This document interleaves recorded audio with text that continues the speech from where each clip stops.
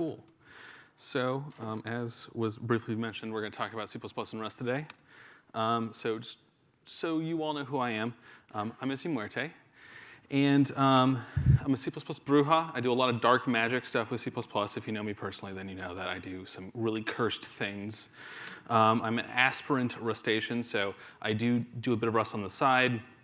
Not my day job. Also, don't really contribute to a lot of projects just because I'm busy, because as of lately, I've become a bit of a CMake war criminal. I do some really disgusting things in CMake as of late. You could also make the argument that I'm not a C++ programmer anymore. I'm a CMake programmer that just happens to know C++. I promise not to talk about CMake today. I did that at the RustConf last year, and at one point, someone just kind of walked away a little like depersonalized, disassociating, like, I just wish I didn't know any of what you just told me. And then Michael made this tweet the other day. It's been 0 days since I had a truly cursed idea, and that's pretty accurate representation.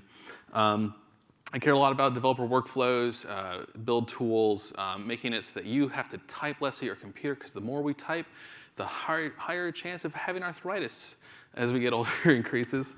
I also currently hold the record for most papers submitted to a single C++ standards meeting. That was completely by accident. My name was on 20 papers. I don't think anyone's going to break that anytime soon. So just to give you an idea that I do care about C++ a little bit. I started teaching myself C++ about 10 years ago by writing a build system. Don't learn how to program by writing a build system. If you have a friend that is like, I'm thinking of writing a build system, tell them not to. Care about your friends and the people around you. I've been paying attention to Rust for a while. Steve kind of made mention of 0.5 and the kind of the syntax of, the old tilde t, back when tilde t and at t were still a thing. This was before the borrow checker, and when I think everything was still either like equivalent to a unique pointer or a shared pointer in the C++ side, and iterators were still more Ruby-like. So the current stream iterator implementation that has been used since forever wasn't really a thing. So that's my Twitter. That's my GitHub. Yes, it is Slurps Mad Rips. I can go into the story of why I chose that username in 2012, but let's not right now. And I also just want to set up some boundaries real quick. So any questions, let's wait until after the talk. If we don't have time for questions, you can speak to me in person outside. I won't actually sit off to the side here. I'll actually physically walk out just so that we can give more people space up here for the next talk. And lastly, you can always tweet a question to me with that hashtag, 123 got a CPP. I actually check this hashtag every couple of weeks. Because maybe you're watching this at home, maybe you had a question that you wanted to ask me, forgot about it, then remembered it on the way home after the conference. This allows you to ask that question, and I will respond to it. You can also @ me, but by using this hashtag, other people can also see what questions you yourselves have asked. A couple extra talks that I suggest all of you go and watch at some point after this conference and after this talk, so you can kind of get a better idea. We only have 30 minutes, obviously. There's the Elsewhere Memory Talk by Neil Douglas from ACCU 2019. Jen Schiffer's talk on JavaScript Considered Useful. And then The Tragedy of Systemd by Benno Rice. I'm pretty sure I just murdered his first name there. But these three talks I've been watching pretty regularly because they cover a wide variety of different things, from the C++ abstract machine to community-related things, as well as even standardization in the case of Jen's talk. And we're going to be talking a little bit about each of the things that are in these talks, but in reference to C++ and Rust today. So as I said, why are we here? So I think they're going to be, C++ and Rust are going to be living side by side for quite a long time, if only because contracts with various industries exist. There are people that are still writing C code until 2050 on military hardware. So if C is going to live that long, C++ will definitely live as long, because currently the C Standards Committee charter says that they are to keep basically in lockstep with C++ and to make sure that C stays compatible with C++ rather than what used to be the other way around. Rust also is not going anywhere. I think it has too much momentum at this point. It is technically a 13-year-old language. So it's old enough to curse at me and tell me I'm bad at Counter-Strike online. C++ is kind of like the 40-year-old burned out person that used to play Quake in 1993 or whatever. So neither of us are going anywhere anytime soon. And we might as well work together to learn from each other's mistakes. There's a lot of stuff involved with tooling, with optimizations that we can learn from. While Bjarne's used to creative C++ might say, oh, other languages are copying C++, there are people on the standards committee for C++ that are looking at what Rust does for optimizations, for language features, and we are borrowing from them. I've submitted quite a few papers in regarding that. So just to give you an idea of like how similar the languages are, we've got a lot of stuff that is similar, but our terminology is starting to drift, kind of like how the Romance languages drifted, and if you speak Spanish, you can kind of understand Italian, and if you speak Italian, you can kind of understand Spanish. There's a lot of similarities there. And we're both kind of trapped trying to express high-level concepts for machine code. And Rust doesn't have an abstract machine, C++ does, and our abstract machine is basically the PDP-11. And if something can't meet that, then it's not really an abstract machine. It's kind of a shame. But Rust does have to meet a lot of the stuff that C++ does because by using LLVM, you're stuck with our memory model. And if in the future NVIDIA says we'll adopt the Rust memory model over C++, then we'll have to follow your direction of things. But I don't think that's going to be happening anytime soon, unfortunately, or fortunately. So here's some code differences here. So Rust has let, we have auto. I didn't put auto const because you don't want an auto const R value reference, and that's let's just not get into that part of the language. It's a kind of a landmine. Rust has the turbofish. We have both I apologize, I use Furicode, so that's why it looks like a diamond there. As well as the scope template syntax. The former of that we use less nowadays. We're relaxing type name and its usage, and it's making writing generic code easier. It also means that this kind of scope template thing is disappearing. The if let sum or if let some value expression is kind of equivalent to if auto x equals some Boolean expression. And moving into more literals in C++ 20, we still have to write using this stupid macro from cstd int int64_c to get an actual int64t. Whereas in 23, due to the paper I'm writing, we will actually be able to write the same thing that Rust has. And that is actually a library feature, not a language feature, because we're so cursed. We said, hey, what if anyone could just write whatever suffix literal they wanted for a given built-in type? And someone said, yeah, that sounds cool. Our integer separators are a bit different. Rust has borrowed from a variety of other languages, Python, Ruby, I think Perl maybe. But a lot of people are moving in this direction of using underscores as a digit separator. We chose the single quote in C++ because it kind of mimics the choice of a period or a comma without us having to get into localization issues. I personally believe that the C++ one is a little better, and I've also seen people writing integers out in actual papers using the C++ syntax. Instead of the underscored version. I think in academic papers you'll see the C++ form more, even if the paper has nothing to do with C++. Both C++ and Rust can overload some operators. I found out last night that you can overload the not operator in Rust, and we can also do that in C++. So hey, we both have a really bad decision. That's great. Rust moves are equivalent to a new concept that we're trying to try out in C++, which is called relocation. Our moves are kind of just a tag on the type system. So when you have an R value reference and you've moved something into a function, that does not mean that the data has been moved from, whereas in Rust, moving from something implies destruction.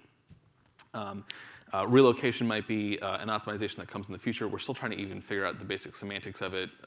It's going to be a long road. We probably won't see it in actual practice until 26 or 29. Rust has working groups. We have study groups. They're both kind of the same. Anyone can participate in a study group in C++. Anyone can participate in a working group. You still have to approach both with good faith arguments. And that's Like I said, we don't have enough time for this, unfortunately, so apologies. So also, technically speaking, this code that you see here, this could be valid C++ or Rust code. Those of you that are familiar with C++ might have figured out already what I'm doing here, which is you just sharp define let to auto, and you're on your way. I already discussed the memory model stuff, and Neil's talk about the abstract machine is very interesting. It's actually about 2 hours. But it is extremely interesting talk because it kind of gives you an idea of where the hardware that we currently use today comes from, where it's going to, and the limitations that we have to deal with. Because you could have a high-level language that could do everything, but if the CPU is going to be flipping bits behind your back and you don't know about it, that's going to cause problems for you. Of course, we also have our differences. We're not going to talk about defaults. Okay, we already know about it. It's like a dead meme, right? Like rewrite it in Rust.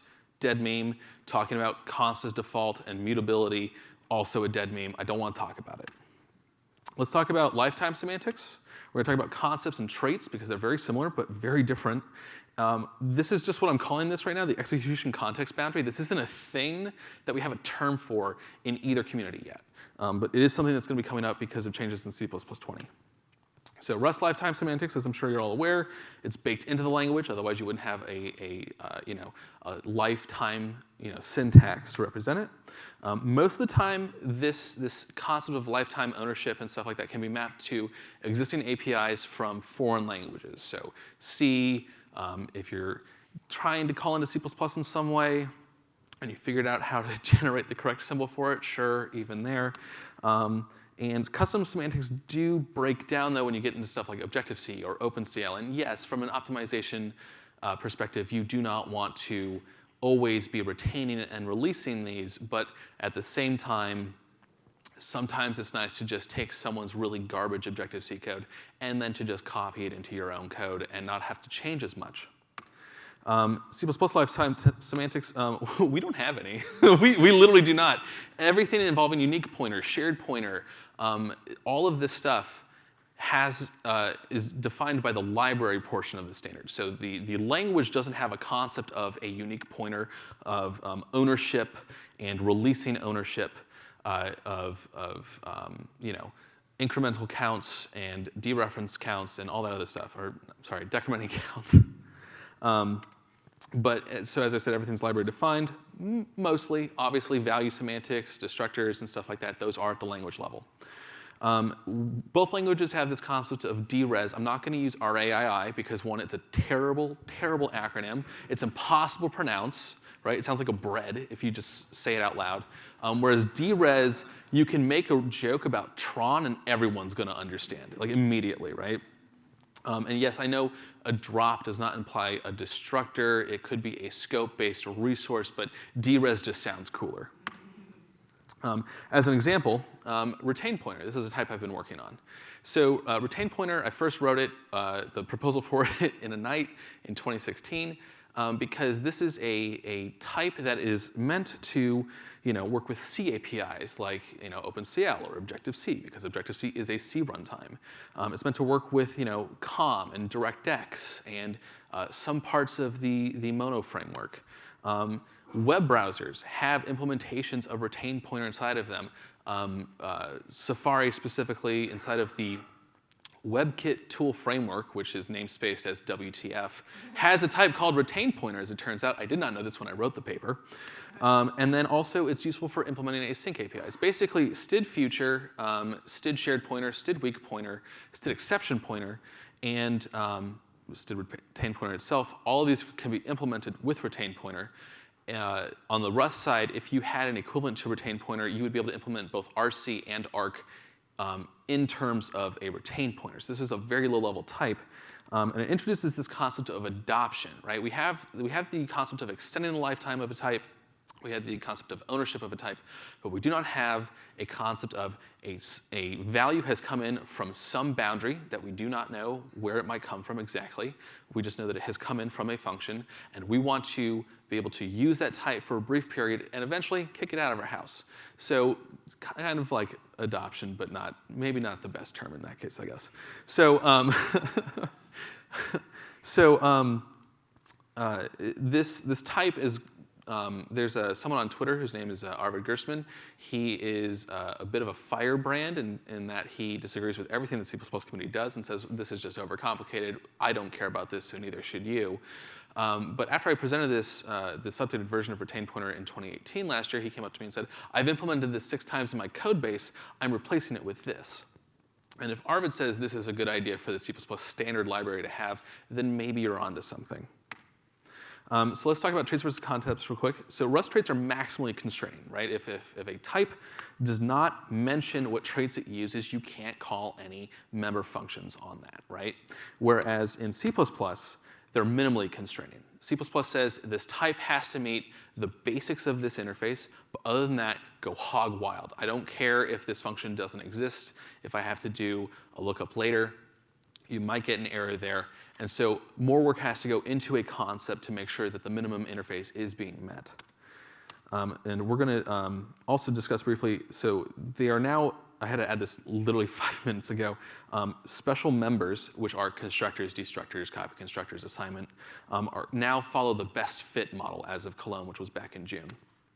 And as an example here, here's a const expr optional implementation where the destructor that is trivially defaulted there will be used if the given t, which is destructible, is also trivially destructible. If it is not, then we have to reset the optional on destruction. Does that make sense? Like, I know this is it's a mouthful, but the semantics for this are basically why we did this, because we can use this on member functions as well in C++.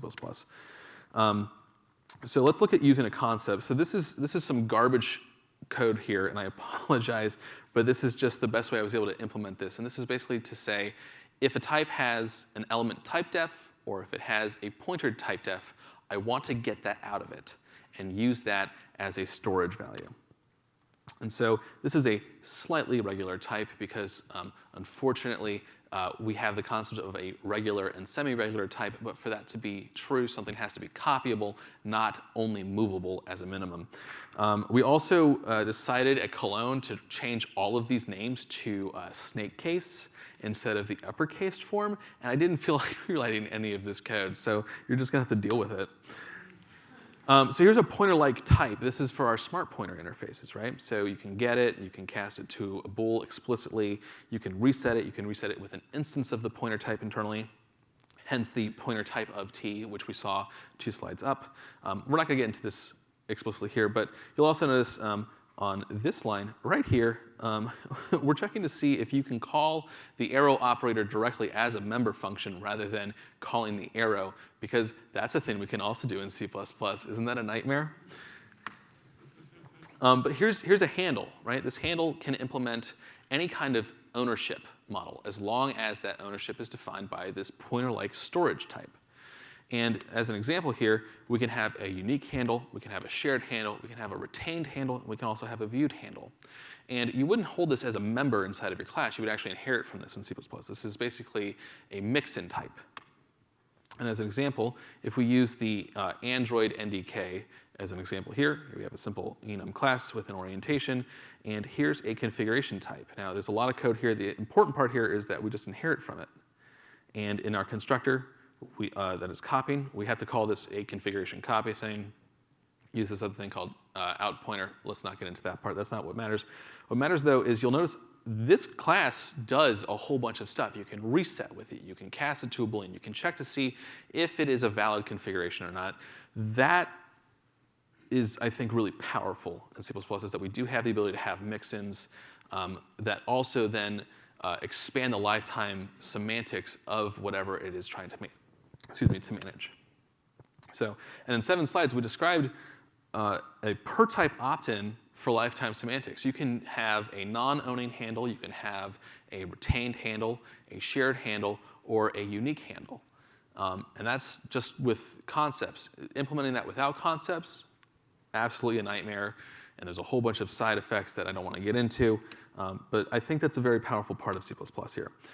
We can also extend this by implementing other pointer-like types. So hazard pointer, which is meant more for concurrency-related stuff.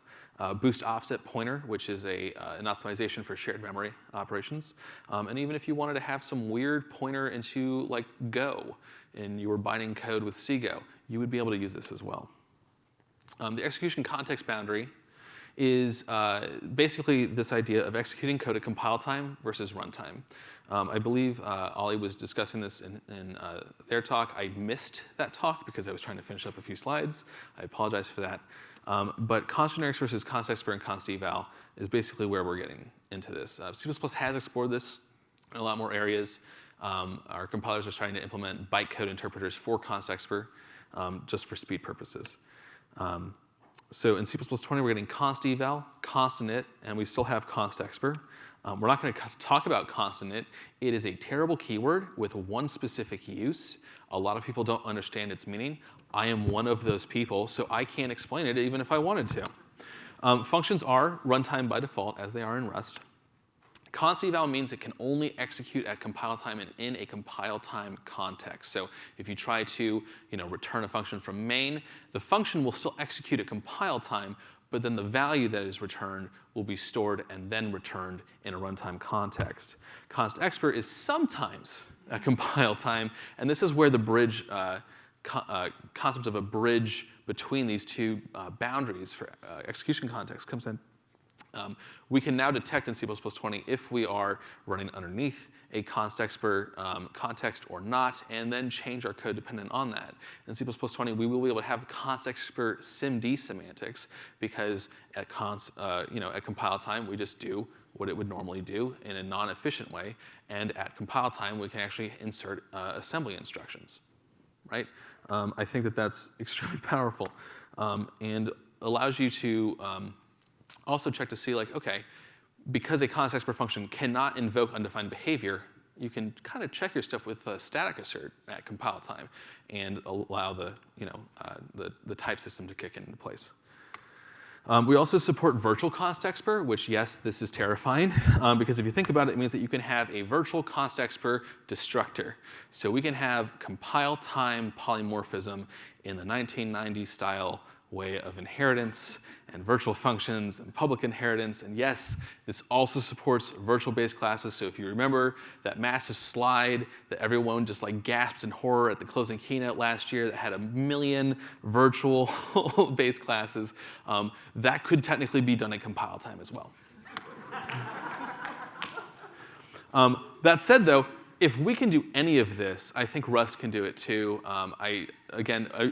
Not that part specifically, I should note, but just the ability to have like a dyne trait be compile time, I think is something that could potentially be in Rust's future. It wouldn't obviously be a dyne trait. It would probably be a const dyne trait. But that is something I think is definitely possible. Maybe not right now. I'm not going to write the proposal. I have too many things going on in my life right now. I have 17 papers I need to get through the C++ standard. So we're going to talk about something here. We're going to be switching gears, right? The technical part of this talk is over with. And this is, we're going to be leading into this very slowly. It's just let it build up. I promise we'll be over with it soon.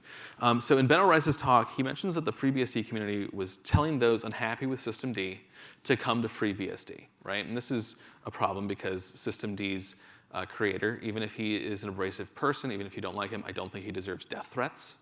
And if these are the same people that are then going into the FreeBSD community, that is a problem. And those are not the people you want in a community, right? You don't want to find out that, oh, this speaker at a conference sent a death threat to someone that maintains a C++ compiler and also now they're running Rust. Kind of like this sort of thing that happened here. Saying that the people in charge of C++ are idiots and that it is academic masturbation is not going to win any points with anyone. And furthermore, saying, oh, we should try to get game developers to come to Rust is, one, going to make everyone here have an aneurysm when you have to see all the unsafe code they're going to write, because they're going to use the unsafe keyword, trust me. I've already seen some of the code that's out there. And also, you don't want this kind of person to be talking to people in general, right? Like, do you want to have a conversation where this is like, oh, this is a tweet from a dude that has written a book on physics in C++ and using it over the network. and he lost his absolute mind at me. I also wanted to show a few tweets from the VP of Technology at Activision, but he blocked me on Twitter when I said the game companies that make billions of dollars should maybe pay their employees a valid salary, and maybe they could just send representatives to C++ if they're that upset about it. So, you know.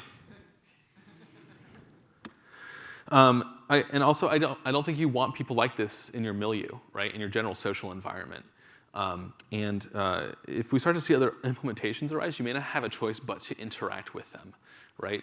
Just because the Rust community right now has a code of conduct, and just because the Rust subreddit has a code of conduct does not mean that an alternative implementation of Rust has to follow those same code of conduct rules. And that kind of brings us into the concept of standard versus specifications. So all standards are a specification. But not all specifications are a standard, especially if they only apply to a single product, right?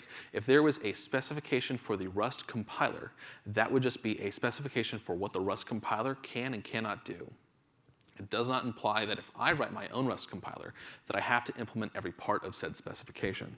Thus, there could be a standard Rust in the future where borrowck is not a part of that. Right? And that's one of the most powerful parts of the Rust compiler, but it is not part of the language. The borrow checker is just a static analysis tool. It is not baked into the language itself. And yeah, that's terrifying. But we're going to put that aside for now, OK? We're not going to actually bring this up again. So in C++, we're limited to the rules of ISO. ISO actually has this hard rule of 5 years is the minimum amount of time, or the maximum amount of time you are allowed to release a standard between. So the fact that we're doing it every 3 years in C++, we're kind of breaking the rules. And Rust is limited to the laws of the United States under which Mozilla operates, right? If they say you cannot provide software to someone in Iran, right, then all of Iran cannot use Rust. I could technically hand a USB drive to someone from Germany, and then that person could hand it to someone from Iran, but I can't know about that at all. This is where things start to get really hairy in general. ISO draws its authority from multiple nations, each backed by treaties, international trademark laws. In some cases, they use their military to enforce these laws, and by owning the content found in its documents. So C++, the Working Group 21, C++ Standards Committee, we don't own the C++ standard. The ISO organization owns it. ISO organization, ATM machine. So there's this concept of a standard plate of spaghetti, right? A plate of spaghetti against which you could technically judge all other, plates of spaghetti.